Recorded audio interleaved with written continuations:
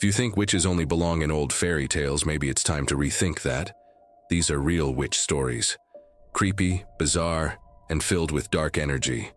Like the one you're about to hear, where a simple walk down a trail known as Witch's Way turns into a face-to-face encounter with something that should never have been there. But before we dive into the story, make sure you're subscribed to the channel so you don't miss any terrifying stories. And let me know in the comments where in the world you're watching from. That damp earth and rotting leaves smell always gave me the creeps, but nothing compared to what I felt that afternoon on Witch Hollow Road. Me and Jake were walking down the dirt path, the sun already dipping behind the trees, when Duke, my dog, suddenly stopped dead in his tracks. His fur stood on end and he stared into the woods like he'd just seen the devil himself. "What's up, Duke? See a squirrel?" Jake chuckled, but I knew my dog. He wasn't the type to spook over nothing. Then came the sound. At first, it was just the wind rustling through the branches, that same eerie whistle we'd grown used to in these woods. But then it changed. Suddenly, it was like someone had fired up a chainsaw right in the middle of the trees. My heart raced and Jake and I locked eyes. "What the hell was that?" Jake muttered wide-eyed. The noise shifted again, now sounding like a deer's call, but wrong. Too high-pitched, almost like someone was mimicking it. Duke let out a low growl, teeth bared. That's when the tree started shaking. It wasn't the wind. There wasn't even a breeze at that moment. One of the trees up ahead, about 50 yards out, trembled like someone was rattling it with their bare hands. Branches snapping, leaves falling, the creak of straining wood. "Jake." I swallowed hard. "We should go back." But Jake didn't answer. He was staring into the woods, mouth slightly open, eyes glazed over. And I felt it. I can't explain it. The air grew heavy like we'd stepped somewhere we weren't supposed to be. Then came the smell. Gasoline. And underneath it, something worse. Rotten trash, spoiled meat. Duke started barking frantically, jumping back like something had lunged at him. I looked into the woods and, my God, I swear I saw something moving between the trees. It wasn't an animal. It was tall, thin, and moving way too fast. "Jake, we need to get out of here. Now." Jake didn't even look at me. He doubled over and vomited onto the ground, a dark stream of liquid. The gasoline stench became unbearable and I nearly gagged myself. That's when I heard it, faint but impossible to ignore, a sound like breathing coming from the woods. It wasn't human, it was raspy, full of phlegm like someone was choking. Duke lunged forward, barking like crazy, and that's when I saw her. Between the trees stood a tall, skeletal figure wrapped in a tattered cloak that barely covered her emaciated frame. Her skin was pale, almost gray, and her eyes, God, her eyes, were hollow, black as coal. She stretched a bony hand toward us, and suddenly, the smell changed again. The gasoline vanished, replaced by a strong, sweet scent of sage, thick and suffocating. Duke didn't hesitate. He launched himself at her, snarling like a demon, and I grabbed Jake by the arm. "Run!" We turned and bolted down the road, Duke hot on our heels, and I didn't need to look back to know she was still there. And she wasn't giving up anytime soon. We ran like hell was on our tails, and maybe it was. Jake stumbled, nearly fell, but I yanked him up by the arm and dragged him forward. Duke was right behind us, his barks growing more frantic. I didn't look back. I didn't need to. I knew that thing was still there. The air stayed heavy, that sickly sweet sage smell clinging to my throat. The dirt road seemed longer than ever, and the trees on either side began to sway, not from the wind, but like they were leaning in, trying to reach us. "What the hell was that?" Jake panted, his voice cracking. "If I knew we wouldn't be running," I shouted back. That's when we heard it again, that raspy breathing, but now it was coming from all around us, impossible to pinpoint. Duke stopped abruptly, fur on end, and looked left then right like he was cornered. Then, silence. No wind, no footsteps, just the sound of our own hearts pounding. Jake leaned against a tree, gasping, and I finally turned to look back. Nothing. Just the empty road, the dark woods. "Is she gone?" Jake asked, his voice trembling. Before I could answer, Duke started growling again, his eyes locked on a spot behind us. I turned slowly, feeling the blood freeze in my veins. Between the trees, a silhouette moved. Not just one, several. Tall, thin figures slinking between the trunks, always stopping when we looked directly at them. It was like they knew we were watching, and they were waiting for us to look away. The gasoline smell returned, mixed with something worse, burnt flesh. Jake gagged, covering his mouth like he was about to be sick again. "They're surrounding us," he whispered. Duke lunged forward, barking, but one of the figures moved too fast. A black shadow, almost liquid, darting from tree to tree. The dog backed up, his barks now mixed with whimpers of fear. That's when I realized. They weren't just watching us, they were hurting us. "We've got to get out of here," I said, gripping Duke's collar tightly. "We can't stay on the road. And where the hell are we supposed to go?" Jake looked at me, eyes wild with panic. I didn't have an answer. All I knew was if we stayed there, those things were going to get us. And something told me if that happened, we'd never come back. As if they'd heard my thoughts, they started moving again. This time, closer. And the sun still hadn't fully set. We didn't think. We just ran. We crashed into the woods, leaving the road behind, branches whipping at our faces and legs.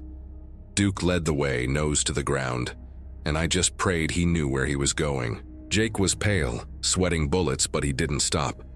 Even he knew stopping meant certain death. The gasoline smell clung to us, and I swore I could hear footsteps behind us, always a little closer than before.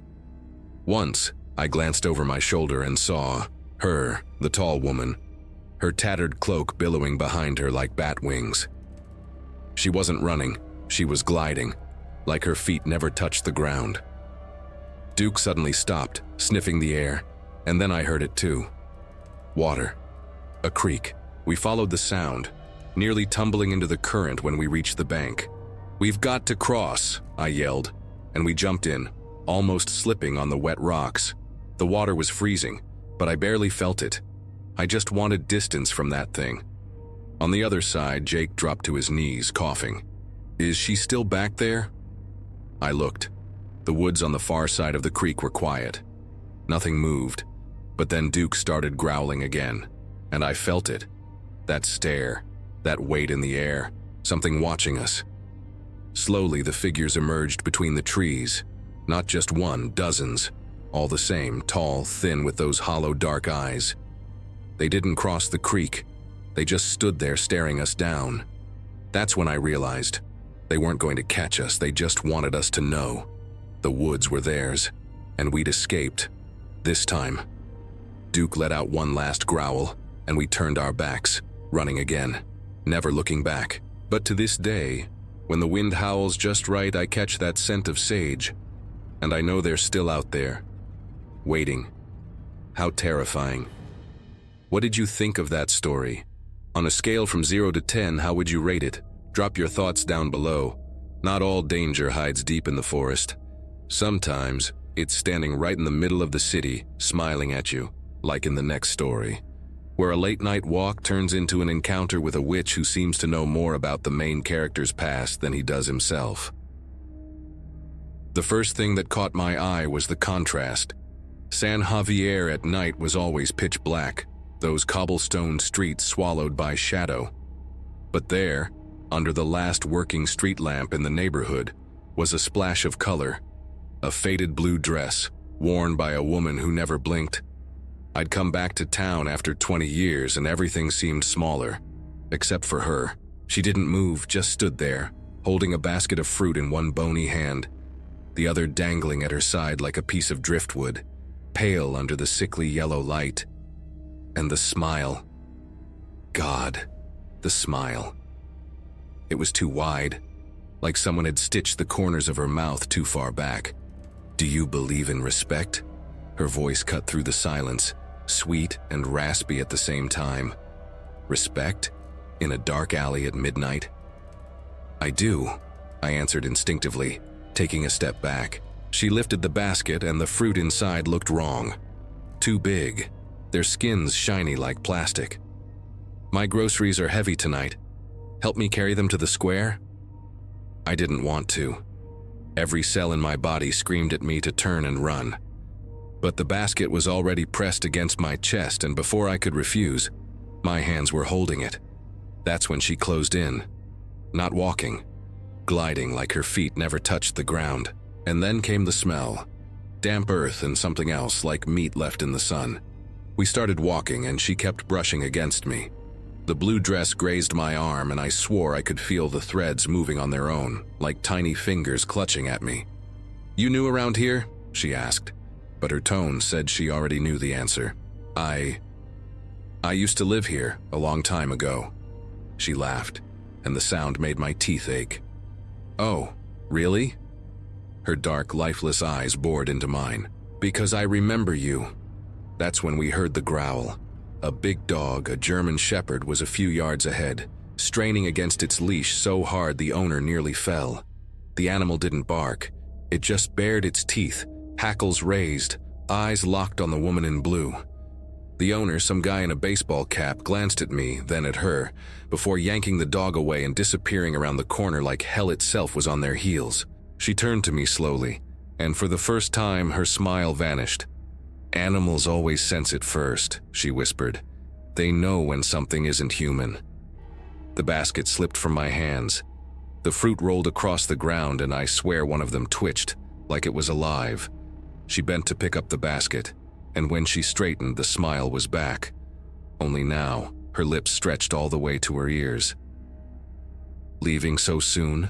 she asked, her voice no longer sweet. It was a knife. "The night's just getting started." I didn't answer. I just took a step back, then another. She didn't follow. She just stood there watching as I turned and walked faster, then faster still, until my legs burned. But even after I turned the corner, I knew she was still there. Standing in the middle of the street, her blue dress glowing under the flickering light, smiling. And the worst part? I was sure that if I looked back, her smile would be too big for a human face. I ran until my chest was about to burst, but her smell still clung to the air, that stench of turned earth and rotting fruit. When I finally stopped, leaning against a brick wall near the town square, I realized my hands were shaking. Animals always sense it first. Why the hell had she said that? I took a deep breath and looked around. The square was empty, just the old church clock striking 12:20. That's when I heard the slow, dragging footsteps behind me. Too slow. "You dropped something." My blood turned to ice. The voice was less than 6 feet away. When I turned, she was there holding one of the fruits from the basket, an apple, but the skin was an unnatural purple, pulsing slightly, like something alive was inside. "Here." She stretched out her arm, her fingers too long. Her nails yellowed and curved like claws. "A gift." I didn't move. She sighed, like a disappointed mother with a stubborn child, then took a bite of the apple. The sound was horrible, crunchy and wet at the same time. When she pulled it from her mouth, the flesh was black, and something thick dripped from the corner of her lips. Not juice, too dark, too much like, "You don't remember me, do you?" She took another step, and now I saw the details I'd missed before. Strands of gray hair writhing like tiny snakes, and her eyes, God, her eyes didn't reflect the light. They were hollow. "But I remember you. Your house on Flower Street. Your grandma singing that little lullaby before bed." A chill ran down my spine. My grandma died when I was 8. No one outside the family knew that song. Who are you?" My voice came out rough, almost a whimper. She smiled again, and this time I saw her teeth, jagged, uneven, like they'd been broken on purpose. "I already told you." She leaned in until her face was inches from mine, and the stench of decay made my eyes water. "But I'll say it again since you've forgotten." Her lips moved slowly, savoring every syllable. "Baba Yaga." The name echoed in my head like a church bell. I knew that name. It was from the stories my grandma told to scare me when I wouldn't go to sleep. The witch who lived in the forest, who ate disobedient children, who rode a house with chicken legs. "That's right," she laughed, like she'd read my mind. "Your grandma told the stories so well. Too bad she never believed them." Her voice dropped to a whisper. "But you do, don't you? That's why you came back, because you knew I was here." I shook my head, trying to push away the absurd thought, but then she reached out and touched my face. Her fingers were ice cold, and suddenly, flash, a memory that wasn't mine flooded my mind. Me as a kid, running through a forest that didn't exist in San Javier, and behind me, a figure in a blue dress, laughing, laughing, laughing. "Go home now." She let go of my face abruptly and the vision vanished. "But come back tomorrow, same time. Bring me a gift, something it hurts to lose." Before I could ask what the hell she meant, a gust of wind kicked up out of nowhere, swirling dust and dead leaves. When I blinked it away, she was gone. Only the echo of her voice remained, coming from every corner of the square at once. "And don't run this time, or I'll tell everyone what you did that summer night." I didn't wait to hear more. I stumbled away, my heart pounding so hard it hurt. Because the worst part wasn't that she knew about my grandma. It wasn't the name or the rotten fruit. It was that I did remember something I shouldn't. A summer night 20 years ago, when my friends and I went into that abandoned house by the river, and only I came back. And now, whether it was a dream, madness, or nightmare, Baba Yaga knew. And she wanted more. Creepy, right? The scariest part wasn't what she said. It was the feeling that she had always been there, waiting. The story you're about to hear now goes even deeper, about a presence older than memory itself, a curse that began long before birth. My story starts even before I was born, and let me tell you, that's already a sign things weren't going to be normal. My mom was never one to believe in witchcraft or the supernatural, but something changed when she was pregnant with me. She started having strange dreams, nightmares so terrifying they'd jolt her awake drenched in cold sweat, convinced someone was in the room with her, watching. And it wasn't just paranoia. One day, a neighbor, the kind who knows things, pulled her aside, eyes wide with fear, and whispered, "Watch out for what's lurking around your womb. Someone put a curse on this child to keep it from being born." My mom tried to brush it off, but things only got worse. She started suspecting someone specific, someone who had a reason to want me gone. She never told me who, but the way she talked about it, I could tell it wasn't just superstition. It was personal. Then came the birth. It was a nightmare. The doctors almost lost me. There was bleeding, cardiac arrest, things that shouldn't happen in a normal delivery. One of the nurses later admitted, shaken, it was like something didn't want this baby to take its first breath. When I finally came into the world, the problems didn't stop. My first 2 years were a string of bizarre illnesses, high fevers out of nowhere, infections the doctors couldn't explain. My mom spent her days praying, lighting candles, doing anything she could to protect me. She was convinced someone, or something, was still trying to reach me. Then, when I was about 6, I had a nightmare that changed everything. I was in a dark, damp place with stone walls. In the shadows stood a towering figure with twisted horns and eyes that burned like embers. It didn't move. It didn't speak. It just stared at me, like I was a meal it hadn't decided to eat yet. I woke up screaming, my heart pounding so hard it hurt. My mom rushed in, and when I described what I'd seen, the color drained from her face. "Malach," she whispered, as if saying the name itself was dangerous. I didn't understand at the time, but that nightmare wasn't just a dream. It was a warning. And the worst part? My mom had seen him before. That's when she told me the truth. Before I was born, she'd had the exact same dream. The same horned man, the same dark place, the same feeling of something wanting to devour me before I even existed. But in her dream, he was holding a bloodied baby, and she swore that baby was me.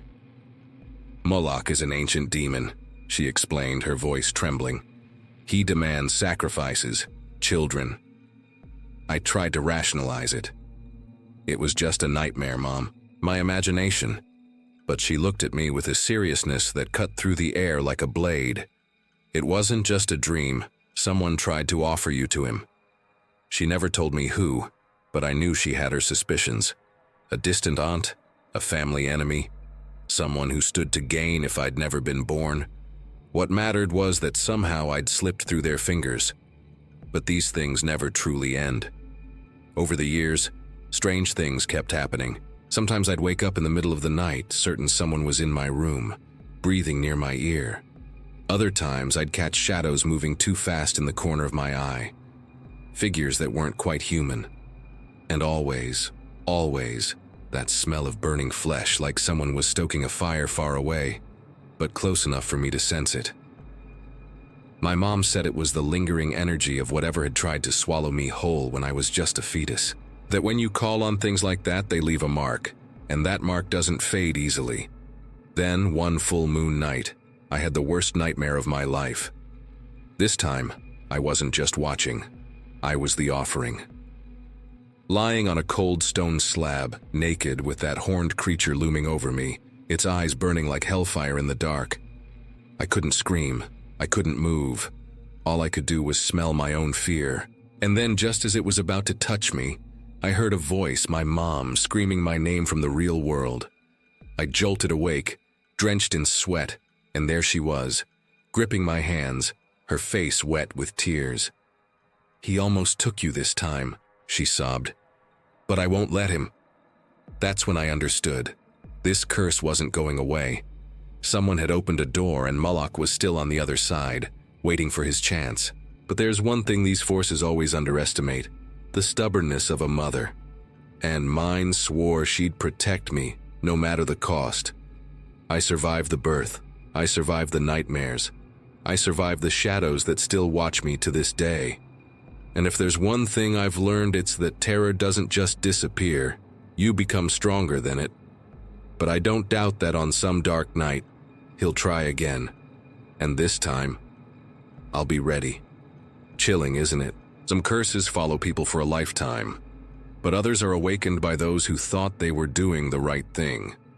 Like in this story, where what seemed like a harmless ritual in the backyard ended up opening something that should never have been touched. But before we continue, if you've made it this far, it means you're enjoying these stories. So hit that like button to let YouTube know you want more content like this, and never miss another horror story. That rock buried in my backyard should never have resurfaced, but it did, and it brought something with it. I live in Cedar Hollow, one of those small-town communities where everyone knows everyone. Lawns are always manicured, and the worst nightmare is the neighbor's dog barking at night. Up until 2 weeks ago, my life was as ordinary as a glass of water. I worked from home, binge-watched shows late into the night, and occasionally grilled alone in the backyard. Nothing supernatural, no bad vibes, just peace. Then my Uncle Randall showed up. He wasn't the kind of relative who drops by for coffee and family updates. Randall was different. The kind of guy who talked about ancient energies and portals like they were as normal as gas prices. When he rolled up that afternoon with 2 guys I'd never seen before and a live goat in the back of his truck, I should have locked the door and pretended I wasn't home. But I let them in. Worse, I let them do that in my backyard. They dug a deep hole nearly 3 feet down, while the goat bleated softly, like it knew what was coming. One of the guys pulled a stone from his pocket. It wasn't big, but it had a face carved into it, something between human and animal, with hollow eyes that seemed to follow you. Randall didn't explain a thing, just said it was protection. Protection from what? He didn't say. Then came the part that made me want to puke. They held the goat over the stone, and one of the guys, a skinny dude with tattoos that looked like runes, slit its throat. The blood poured straight onto the stone, soaking the carved face, and I swear the hollow eyes glowed for a second, like they'd drunk every last drop. They buried it all right there, and Randall made some hand gestures, muttering words that weren't in English. When they were done, they left like nothing had happened. I just stood there, staring at that patch of disturbed earth, with a chill down my spine that had nothing to do with the wind. For the next 2 weeks, I almost convinced myself it was just another one of Randall's weird stunts. Almost, until that night. I was on the couch binge-watching some show when I noticed an eerie silence. Cedar Hollow always has crickets, the occasional barking dog. But that night, nothing. Like the world had been smothered under a thick blanket. The living room window was open. I always leave it open like fresh air. But that's when I saw it. First, the fingers. Long, skeletal, black as coal, gripping the windowsill slowly, like they were pulling themselves inside. They moved in ways human fingers shouldn't. Too many joints, wrong angles. I froze. It wasn't fear, it was worse. That primal instinct screaming, "Don't move, don't breathe, don't be seen." The fingers pressed against the sill and I saw the joints stretching, like something was trying to rise up to peer inside. I couldn't look away. The TV was still on, but the sound was gone. Or maybe my brain had just shut everything down to focus on that thing. Then suddenly, the fingers vanished. Not pulled back, not slipped away. Just gone, like they'd never been there. The crickets' chirping snapped back on, and I nearly screamed from the shock. I didn't sleep that night. I sat there, eyes locked on the window. A kitchen knife in my hand, ridiculous, I know, but it was all I had. Trying to make sense of what I'd seen. That buried stone, the blood, the ritual. Had it opened something? Let something in? The next morning I dug up the hole again. The stone was gone, and the worst part? Someone or something had dug deeper from the outside. There was a narrow tunnel caked with dirt and something dark, almost like finger marks. The tunnel didn't lead anywhere, at least not anywhere in this world. I should have called the cops or a priest, or doused the hole in gasoline and lit a match. But instead I grabbed my flashlight and the shotgun I keep in the closet, the one I use for coyotes, and crawled into that tunnel. The earth was damp and cold like it had been dug up years ago, not hours. The smell was the worst part, a mix of rotting meat and something metallic, like old blood. The flashlight shook in my hand, illuminating marks on the tunnel walls, deep scratches made by something with claws, or fingers that were way too long. The tunnel sloped downward. Every foot I went deeper, I was more certain I shouldn't be there. But I had to know. Then, suddenly, the passage opened up into empty space. It wasn't a basement. It wasn't a cave. It was just a void in the dark, like the earth had been sucked out. And in the center, on a pile of rocks, was it, the stone with the face. But now it was different. The hollow eyes glowed faintly, amber, like dying embers. And the mouth, before it was just a carved line, but now it was open, like the stone had warped to scream or smile. The goat's blood was gone, but the dirt around it was soaked with something dark and sticky. That's when I heard it. A whisper. It didn't come from anywhere, but it echoed inside my head, like someone had pressed their lips to my ear and breathed words in a language I wasn't meant to understand. But I did. You let it in. The flashlight flickered. Something moved in the darkness behind the stone, a shadow that peeled away from the wall, stretching like thick smoke. It had no real shape, just presence. Something watching. I fired. The shot echoed in the tunnel, deafening, and for a second, I thought I'd hit something, but when the smoke cleared, the shadow was still there, and now it was closer. I ran. The tunnel seemed to stretch, the walls contracting like a nightmare. I slipped on something wet. It wasn't dirt. It was warm. It was blood. When I looked back, I saw the fingers. The same ones from the window emerging from the walls, grasping at the air like they were trying to pull me back. I scrambled out of the hole, caked in dirt and sweat, and shoveled earth back in like a madman, only stopping when my hands bled. I didn't stay in the house that night. I went to the roadside motel, all the lights on, shotgun in my lap. But even there, I knew it wasn't enough, because when I looked in the bathroom mirror, I saw something reflected behind me, a tall, skeletal figure, hunched in a way that made my bones ache just to see.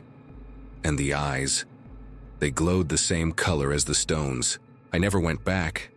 I had a truck pick up my stuff and left the house locked up, with salt crosses on the doors and an iron chain on the gate. Sometimes I drive by slowly. The living room window is always open now, no matter the weather. And if you look close enough, you can see the black fingers gripping the curtain. So creepy. What did you think of that one? From 0 to 10, how would you rate it? Share your opinion in the comments. I always knew the mountains of northern Chile held secrets no one dared to speak of. But it was my great-great-aunt, old and scarred in ways no one could see, who made me understand the true horror lurking in the moonless nights. She lived in Salamanca, a place where the wind whispered witch tales through the adobe walls, and where the shadows seemed to breathe. Back then, Salamanca was just a handful of houses wedged between barren mountains, where men vanished into the dark of the mines and women prayed for their safe return. My great-great-aunt, heavy with her third child, spent her nights wide awake, listening to the murmurs drifting down from the mountains. They said the witches gathered in deep caves where no light ever reached, flying there as black birds, or worse. Some became just heads, spinning in the air with milky eyes and mouths full of jagged teeth. Her eldest, a sharp-witted boy of 11, dreamed of escaping that place. He read old books he scavenged from the engineer's trash and spoke of distant cities where no one told stories of creatures that stole children. But his mother knew the dangers of Salamanca weren't just cave-ins or hunger. The real danger came from things that couldn't be explained. That night, the sky was so dark it was like a black sheet stretched over the village. Not a star, not a sliver of moonlight. My great-great-aunt felt the cold before she heard the noise. Something scratched at the roof, as if a flock of enormous birds had landed on the tiles. Her blood ran cold when she realized it wasn't birds, it was hands, long, knotted fingers clawing at the wood, searching for a way in. She ran to the children's room, but it was too late. The window was wide open, the baby's crib empty. The eldest boy was gone too. All that remained was a sticky trail on the floor, as if something had dragged them out. Her husband, woken by the noise, grabbed a knife and bolted into the street, screaming their names. She followed barefoot, the wind slicing her face like a blade. They ran toward the mountains, following a sound that wasn't human, a mix of laughter and the flap of wings. The shadows around them seemed to move, as if the darkness itself was alive. And then, in the midst of their desperation, they saw it, the mouth of a tunnel, a black gash in the rock. That's where the things had taken their children. Without thinking, they went in. Inside, the air was thick with the stench of rotting flesh and bitter herbs. The walls were covered in symbols scratched in blood, and at the end of the tunnel, a weak fire lit hooded figures gathered around something writhing on the ground. My great-great-aunt nearly screamed when she saw. It was her son, standing among them, his eyes completely black, wearing a smile that wasn't his. Before she could reach him, a tall figure in black moved in front of her. His face was hidden in shadow, but his voice was clear, like metal scraping stone. "You've come for your children," he said, "but only one can return." Her husband lunged, knife raised, but the man in black only laughed. It was the last thing she heard before everything descended into chaos. Something grabbed her husband, dragging him into the depths of the tunnel, and her son, her boy, just watched, with that wide, wrong smile. She didn't wait to see more. She turned and ran, her husband's screams echoing behind her, until only the silence of the moonless night remained. When she finally reached the village, bloodied and breathless, no one believed her story. Not until they found what was left of her husband the next day, strung up like a warning near the mine. My great-great-aunt was never the same after that night. The men of the village scoured the mountains searching for the missing children, but all they found were footprints that ended in mid-air, as if someone had taken flight. And the worst part? Her husband's body wasn't buried like the others. The morning after the wake, the coffin was empty. Something had taken him back. She moved to Santiago, trying to escape the whispers that followed her.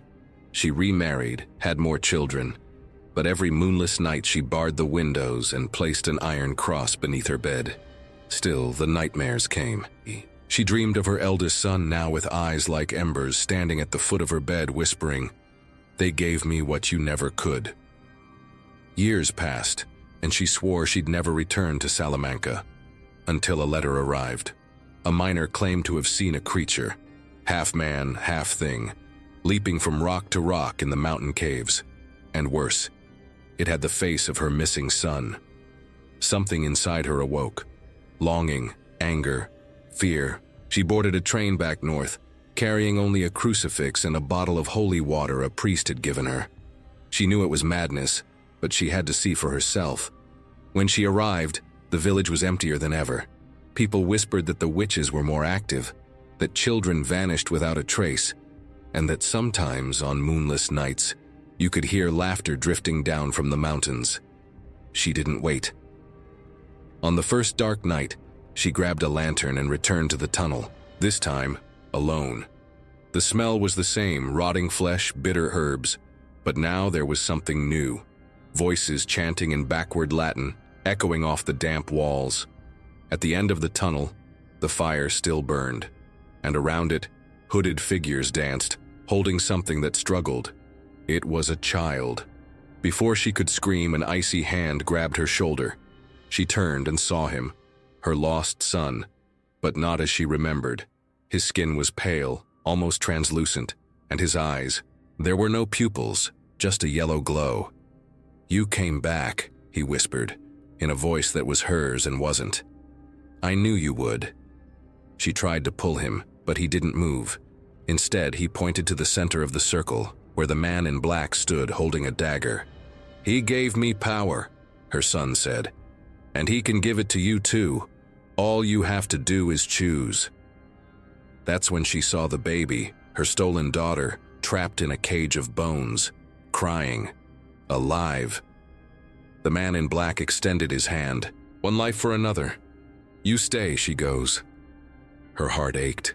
It was a trap. But the sound of her daughter's cries echoed in her head, louder than fear. She looked at her son, hoping to see some trace of the boy he'd been. But there was only hunger in his gaze. So she did the only thing left. She pulled out the holy water and threw it to the ground, shouting a prayer. The tunnel trembled. The creatures shrieked, covering their faces as if the light burned them. The man in black snarled and lunged, but she was already running, her daughter in her arms, scrambling over slippery rocks as the world collapsed behind her. When she finally emerged, the tunnel collapsed, burying everything. Or almost everything. Because years later, old and frail, she still swore she'd seen her son, now more monster than man, watching from the window on moonless nights. And when she died with her last breath, a black bird landed on the windowsill, its eyes glowing in the dark. They say witches never forget a debt, and they always come back to collect. If you've stayed with me until now, you already know these stories go way beyond simple jump scares. There's something about the way these witches move that keeps us looking over our shoulder, right?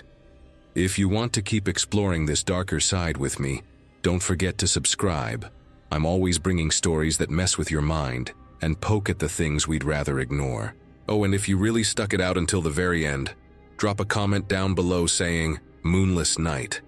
That way I'll know who the brave ones are, the ones who listen all the way to the last second. And of course, hit that like button if any of these stories gave you chills or made you glance twice at your own window. There's another video right here that continues with the same dark vibe.